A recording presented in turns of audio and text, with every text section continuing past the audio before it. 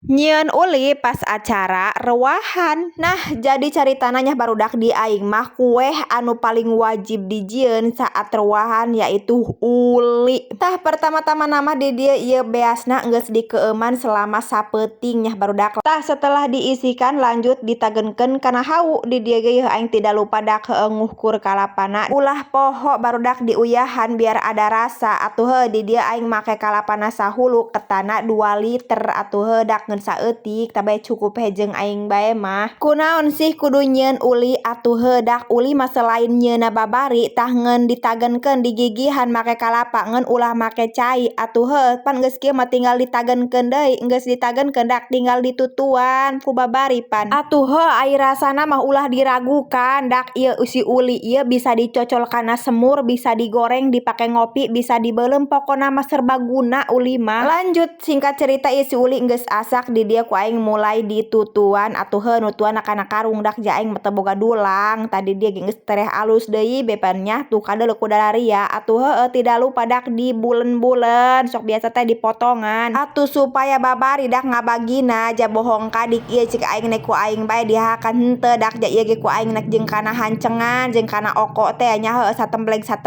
atuh heuh dak jeung mere mitoha pan hooh ja uli sakitu lobana dak dihakan ku aing bae mah bisi olah lain nanaon.